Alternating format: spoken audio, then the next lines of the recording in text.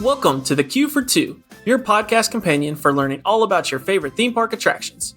Whether listening at home or while waiting in the queue, we'll fill you in on all the information you need to get the most out of your ride experience. I'm your host, Matthew, and joining me as always is my fellow Tiki Room enthusiast, Ryan. Today, we're talking all about my favorite ride in Adventureland, Jungle Cruise. Ryan, would you do me the honors and go on this cruise with me?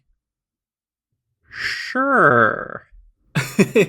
Tell me, Ryan, do you know of the Jungle Cruise? Am I crazy? Is the Jungle Cruise overrated, underrated? Tell me your thoughts up front. I've got to know before we get started.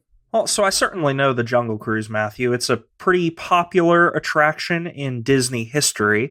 I will say it's not a must-go-to every trip for me, but it is one of the only attractions that still has the presenter-led aspect of the ride.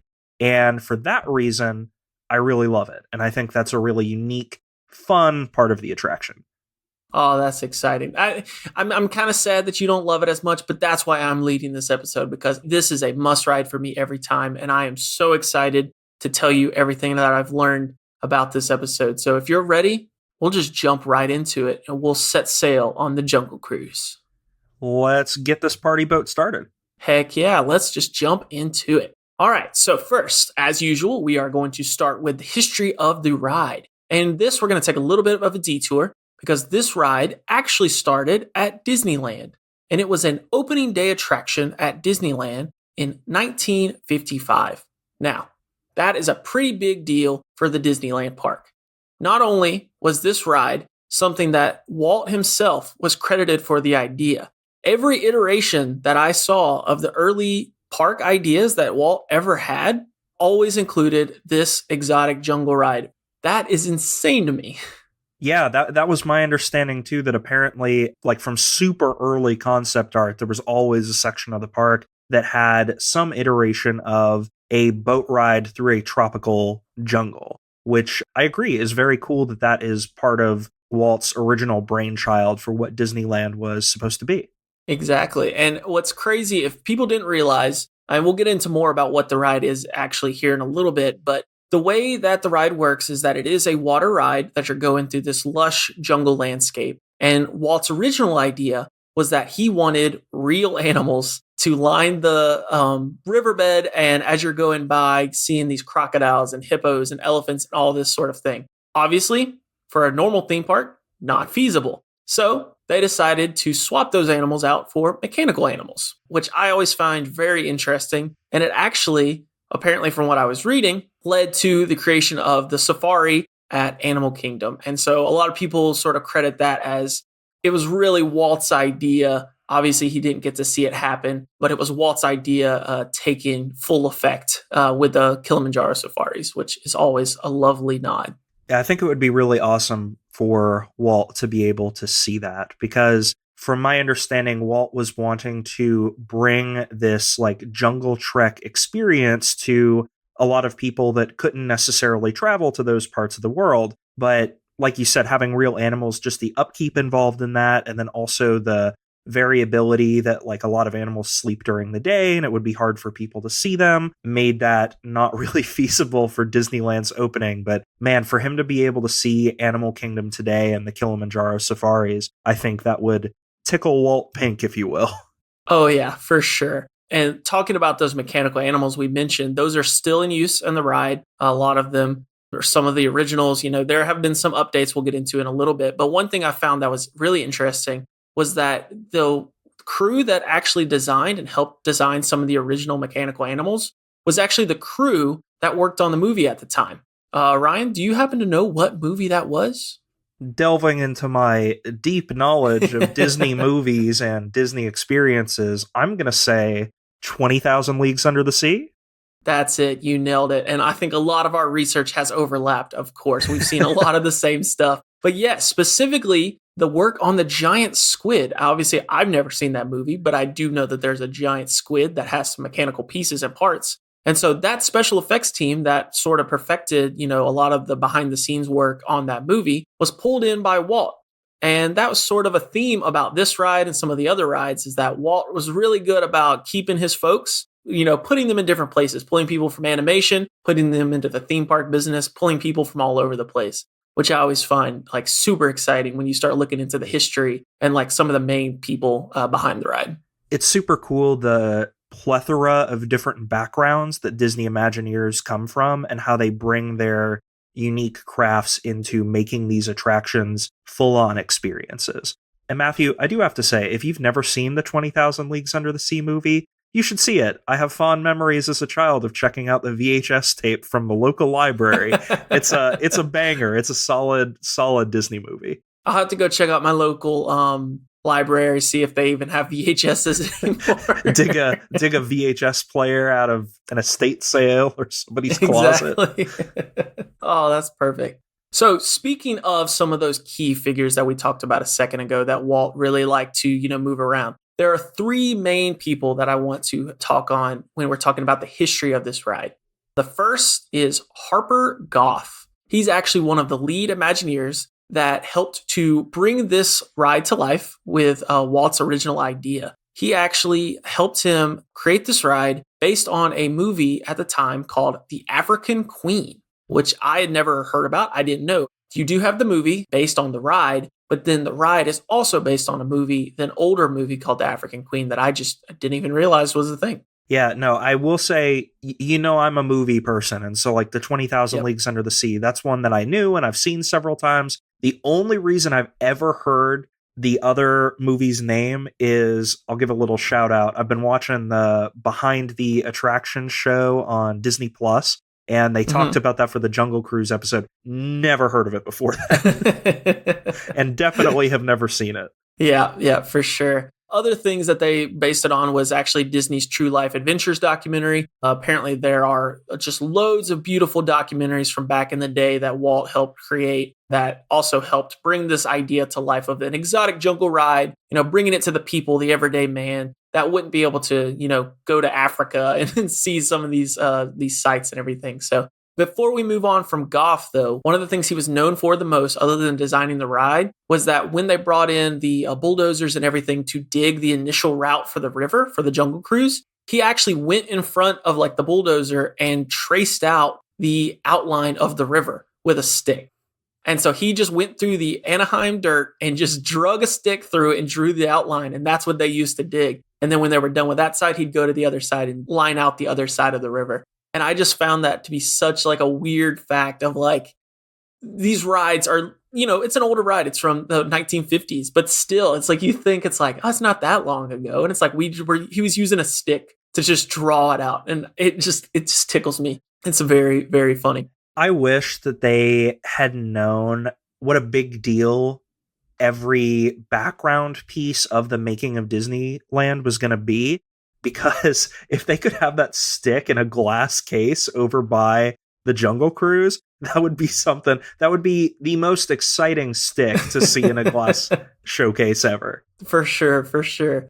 All right. The next person I want to talk about is Bill Evans, who is actually Walt's landscaper for his house. That he then, again, he takes someone from one profession and puts them in something else. He actually hired Bill Evans as the lead architect for the landscaping piece of it. And so he was really important in bringing the exotic plant life and everything to the riverside. Because obviously in Anaheim, California, it's super dry. They don't have all of these kind of exotic plants. So they went out and found all these exotic plants to line the riverbed and really give it that exotic jungle ride. So I wanted to give a shout out to Bill Evans because he was super crucial to the design along with Harper Goff. Well, because that's obviously such a huge piece of the Jungle Cruise. If you take out all of the plants that makes the jungle, you're left with a big dirt lot with animatronic animals and highways in the background in the distance. Exactly. All that foliage really helps immerse you in the experience. Exactly. The last person that I really wanted to give a shout out to, and we'll start with this. So when the ride was initially started, it started out as just a very educational ride through the jungle where the skipper would take you through, teach you about what you're seeing. Obviously, you're not seeing real animals, but they would still tell you all these educational and just awe-inspiring like facts about what you were seeing. But in 1977, 1978, the ride was taken down and renovated. This was due to a man that you mentioned in the Pirates episode, for those of our keen listeners out there. known as Mark Davis.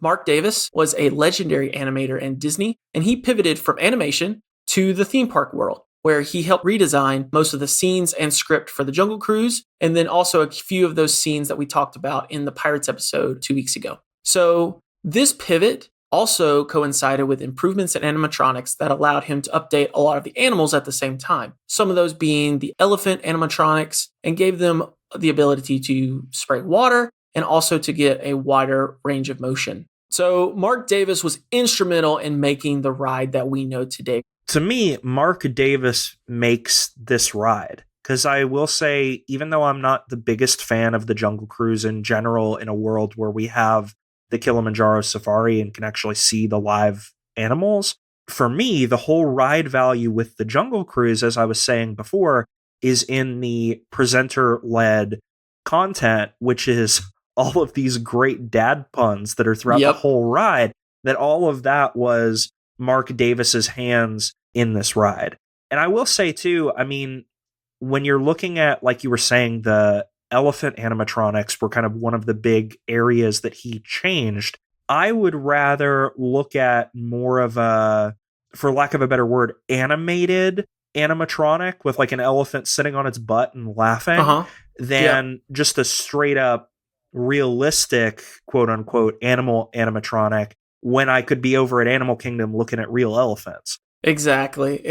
And it's almost the uncanny valley when you just see like these elephants of just like sitting there. But when they're on their butt and they're like, it's more of the comedy aspect, it really sort of brings you out of that, I feel like, a little bit more, and really brings you into like, okay, this is a good time. This is fun. So yeah, Mark Davis was super instrumental in all that. And so we definitely want to thank him for all of the beautiful jokes that he helped integrate. And then just the way that he redesigned those scenes was just gorgeous. So again, that happened in 1977 and 1978.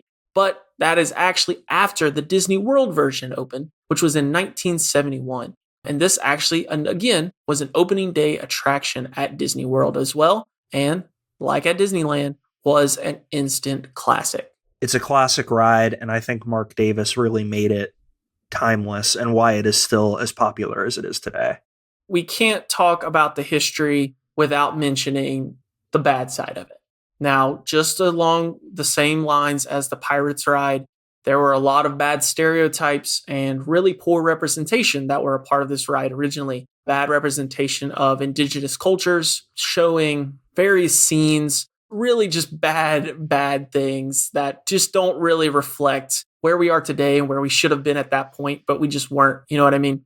I think that's one of the sad parts of this ride. And then like with Pirates that I was talking about in our last episode, there are great elements of comedy in both ride. And then there are some scenes that weren't funny then, they're not funny now, and they needed to change because, like you said, they're problematic. And these changes, a lot of them were in January 2021, so really not that long ago. So if we've got some listeners that haven't been to Disney World in a while, you know, the next time you do go and ride it after listening to this podcast, you might say, well, this isn't what I remember, and this would be why. So there are two main ones that I want to talk about a little bit. So there was a scene where tribal people are being chased up a tree by a rhinoceros, and then you've got hyenas in the background laughing. And of course, the hyenas are hilarious, just like from The Lion King, great. But seeing those people being chased up the tree, again, just a bad look, a poor, bad stereotype of indigenous cultures. So they've replaced those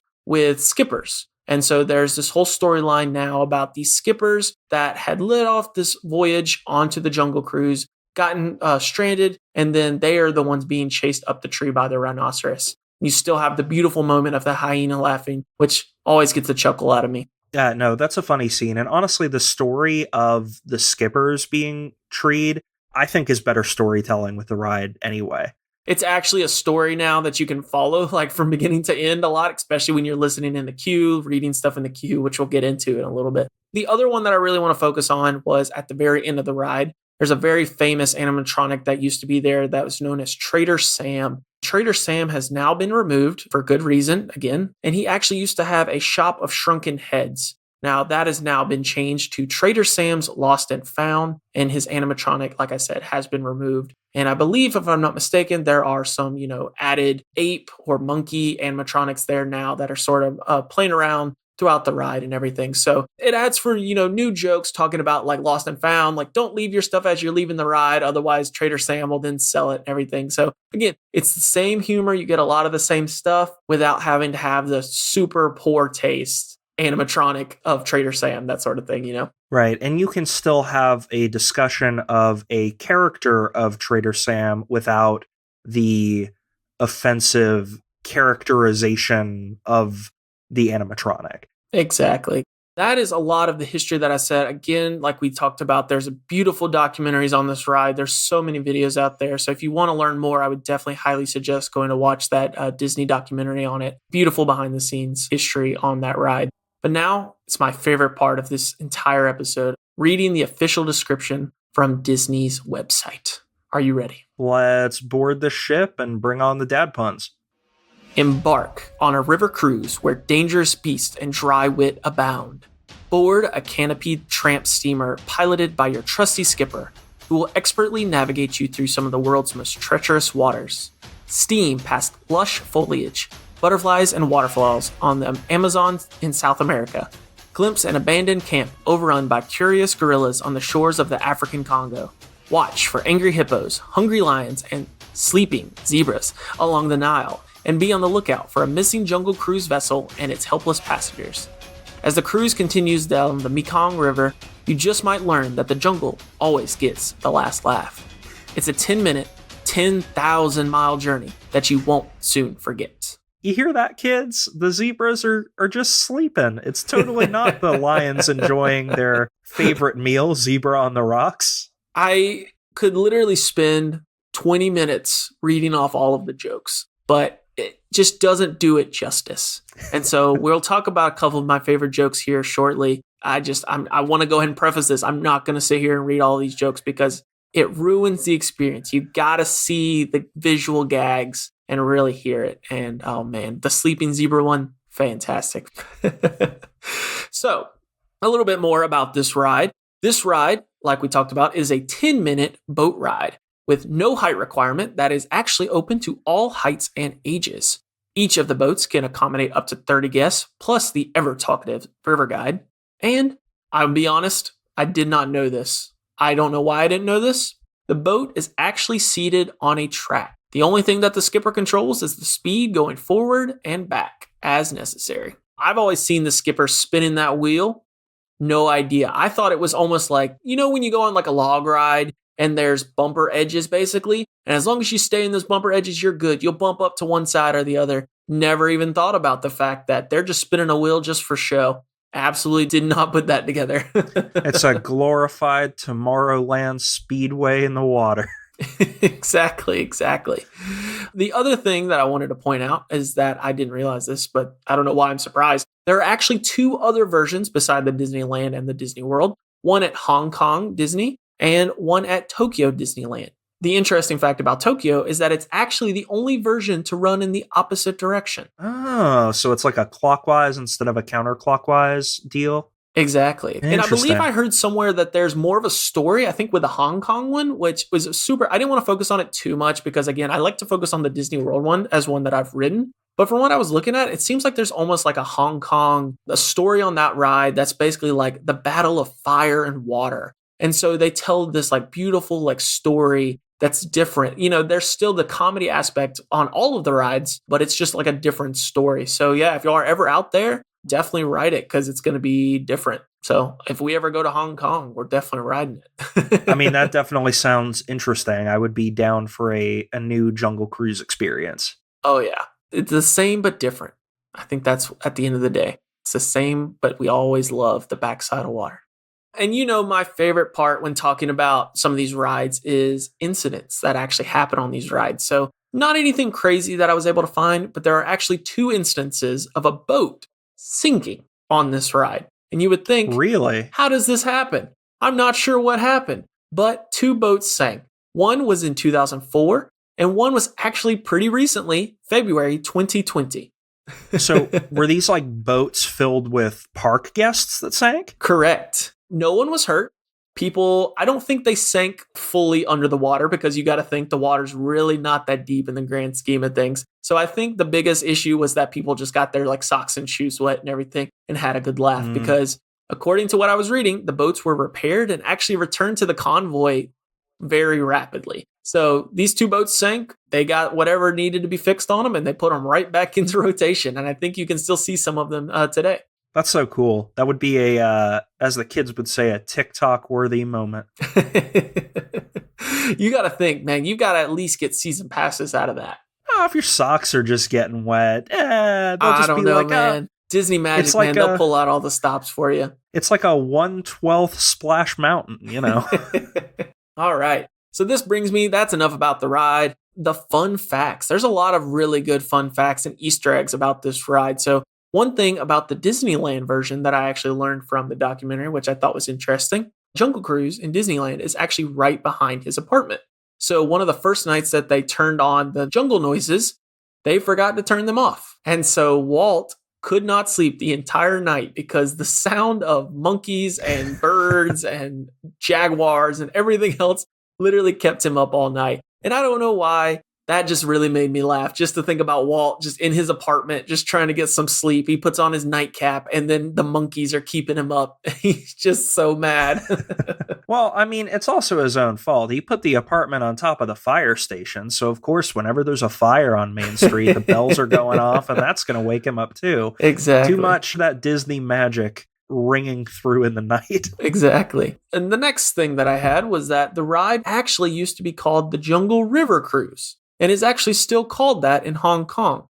But then all the other sites have shortened it, obviously, to Jungle Cruise. Not really sure why. Never found out why, other than maybe it just became a thing where people just started shortening it. And then they just decided, you know what, we'll just shorten it to match what everybody already calls it, that sort of thing. We're too impatient. We can't say those extra couple syllables. Those extra couple letters are killing us. We could be living in a world where Dwayne "The Rock" Johnson stars in the Jungle River Cruise, not the Jungle Cruise. As we have alluded to many times, if you've never ridden this ride is full of puns. That is what makes this ride so good. This is all, brought to you by the lovely Mark Davis, as we talked about earlier. And so what I learned about this, you go on this ride and you think, man, these folks are funny. These skippers are funny. Skippers actually have a list of jokes, obviously, for each scene as they go through. What I didn't realize is that they're allowed to pick and choose from each of the lists for each of the locations.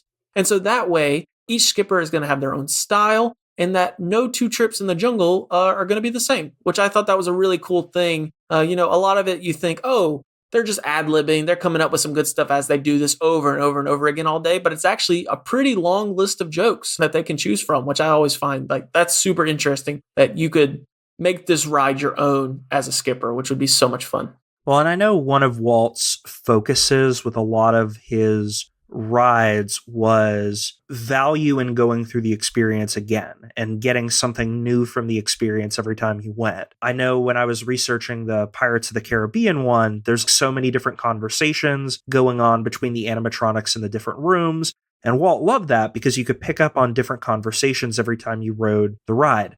That's just so smart with these presenter-led rides like Jungle Cruise or your Great Movie Ride, because there's going to be variability in the experience every time depending on who your tour guide is. And so being able to play into that and making the experience unique and giving at least a little bit of creative wiggle room to your guide as you journey down the river, it's smart and it makes it much more fun and much more fun to ride again and again. Exactly. One of my favorite jokes on the ride, again, we're not going to talk about a lot of the jokes because I don't want to spoil them. We've spoiled a lot of them already, but there's always some good ones. But if you know this ride, you know the best joke on the ride is the eighth wonder of the world, the backside of water.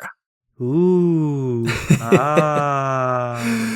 What I find interesting about this, not only is it the best joke on the ride, that the falls are actually used to mix the green dye into the water. So the water itself is green, not because it's dirty, because it actually not only to look like normal water in like a jungle, but it helps to hide the mechanics of the track that you're on from the boat perspective, but then also the mechanics of the animals. So I never had thought about that. I just thought, it's just dirty water. But no, they purposefully, again, Disney magic, purposefully dye it, and they use the falls as sort of that mixing unit to mix the dye in and really get that water a nice murky green so you can't see anything and ruin that experience. Well, and definitely seeing some of the behind the scenes photos of the animatronics as they were putting them into the ride, it would really ruin the immersion if instead of seeing a hippo's legs, you saw a giant metal rod jammed into his stomach. So it makes sense. Now, there's another thing that happens every once in a while.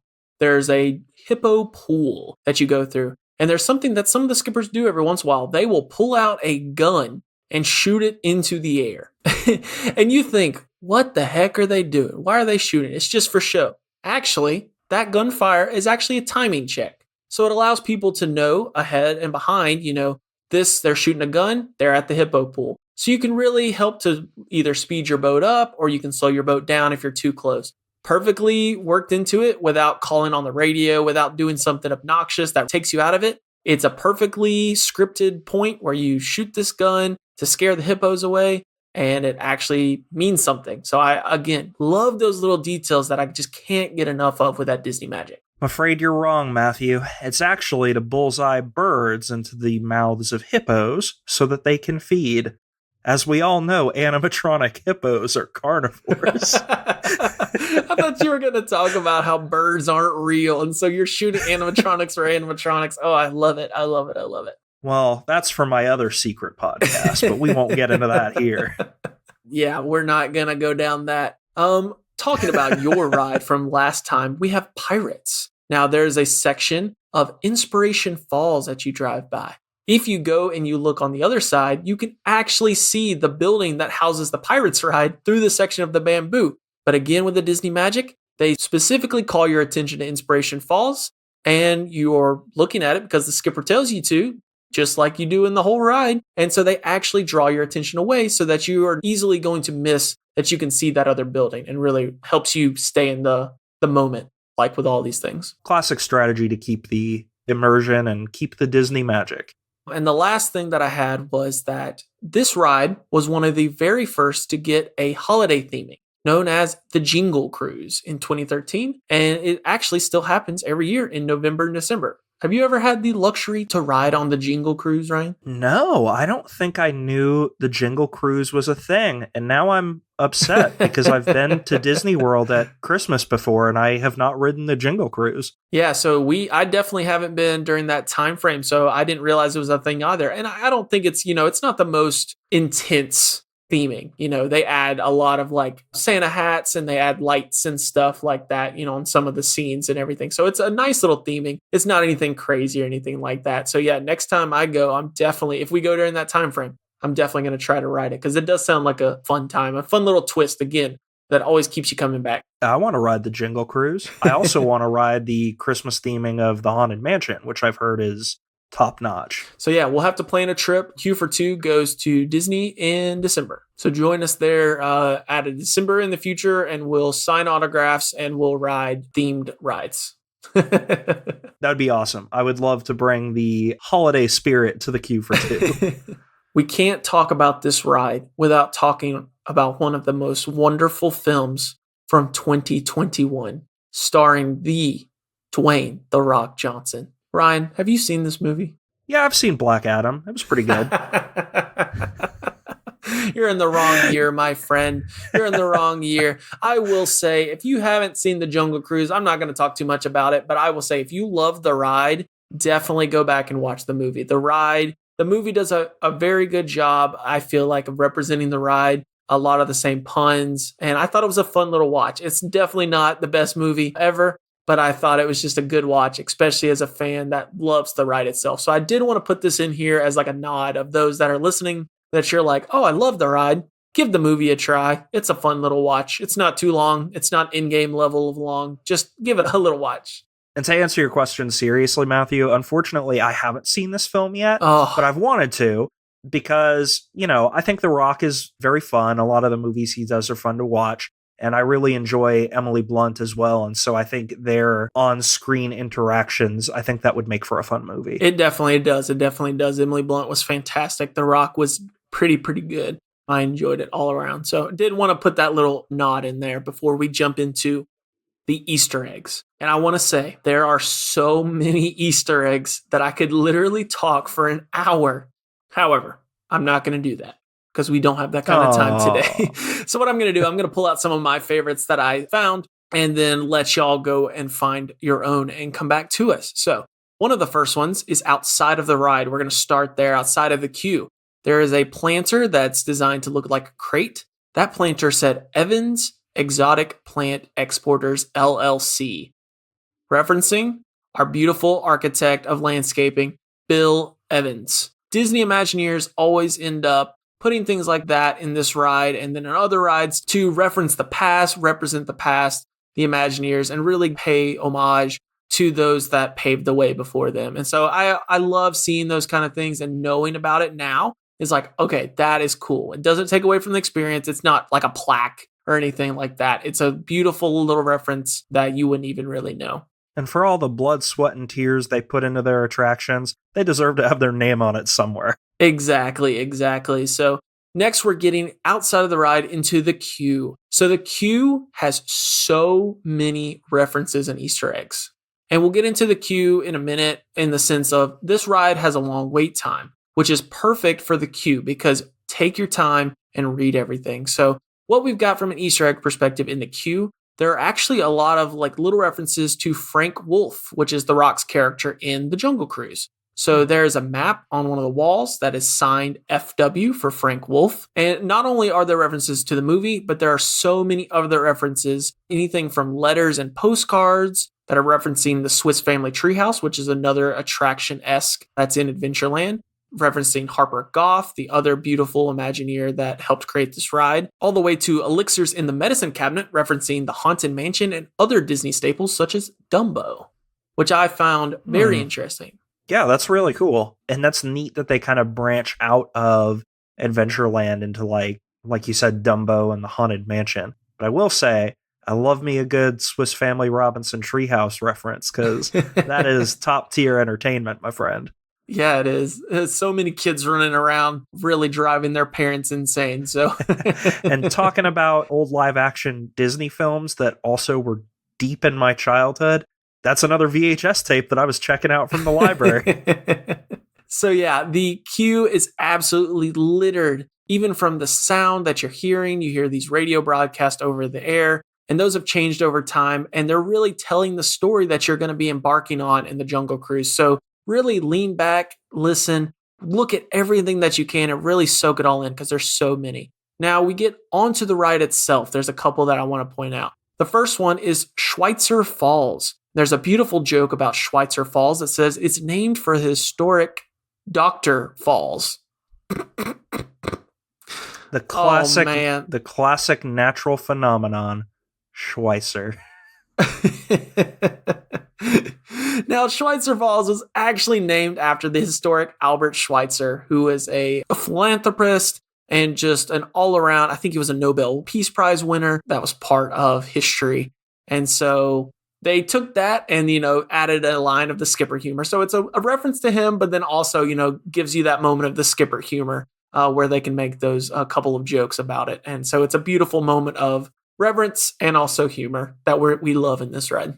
For how many times I've heard that joke, I've never actually looked up who it's truly named after. So that's interesting. That's fun to know.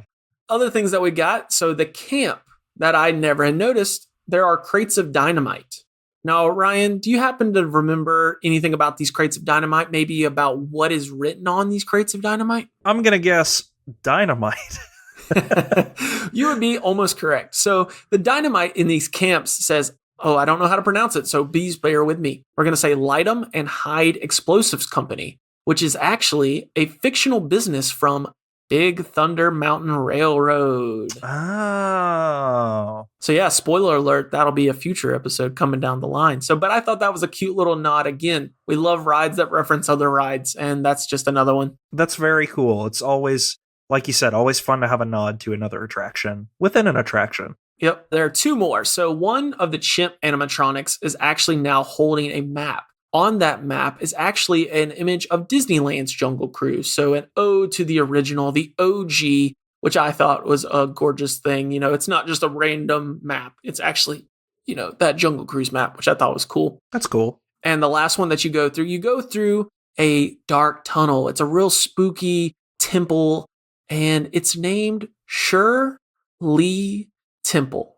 And I never put that together until I saw it written out, referencing the wonderful Shirley Temple. Never put it together. I've never seen a Shirley Temple movie, but those commercials from our childhood of the Shirley Temple box set are burned into my brain. Now, we get to our favorite part after the Easter eggs. We've got hidden Mickeys. There are a lot of hidden Mickeys. Again, I couldn't verify all of them, so please take them with, a grain of salt. But if you've got any pictures, I'd love to see them. So there are a lot on this ride, supposedly. So we'll start with the base of the pole that we talked about, the tree where the skippers are being chased up by the rhinoceros. There are actually 3 rocks that form a hidden Mickey. Now, this bank, if I'm not mistaken, is a lot of rocks on this bank. So again, could just be 3 rocks that just happen to be next to each other, that sort of thing. But I've heard some people say it's pretty clear, some people not so much. So I will say I did see a picture of this next one. So there is a boat that is sinking that is called the Swanee Lady. There's actually a cast iron frying pan that's hanging from the top. In that cast iron frying pan, there is a rusty hidden Mickey. So that one they say is a little depends on the light on how you see it. But if you look in that, it's just a rust mark that's part of the cast iron. And it actually is a pretty clear hidden Mickey when you do get a chance to see it. Oh, that's cool. The crashed plane scene that we go to. If you look at the rear half of the crashed plane as you go by it, there actually is supposed to be a hidden Mickey formed by 3 small dents. Now, again, small dents could be anything, but people say when you do catch it in just the right light, it is a pretty clear hidden Mickey on the backside of that plane. Gosh, that one sounds like it'd be real subtle. Yeah, that's what I was wondering too. And I couldn't find any pictures of it, but it sounded like it was a pretty, they didn't really specify how big the dents were. You're assuming they're probably baseball size. I can't imagine someone seeing quarter size dents from that far away. So you'd think like baseball size. But yeah, if anybody's got pictures, send them our way. There are 2 more that I think are pretty clear.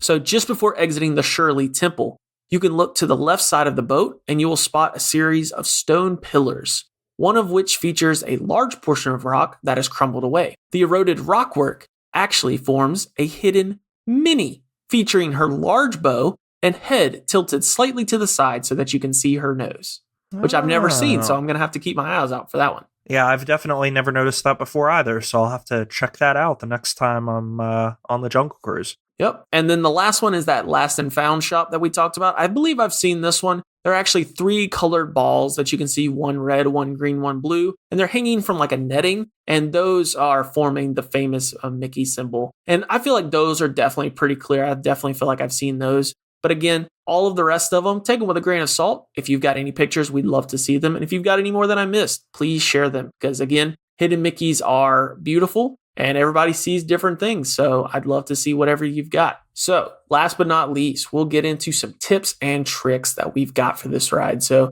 what I said earlier is that the ride has a long wait a lot of the times. The average wait is actually about 50 minutes. And a lot of people would say that's not worth it. I definitely would because of the queue.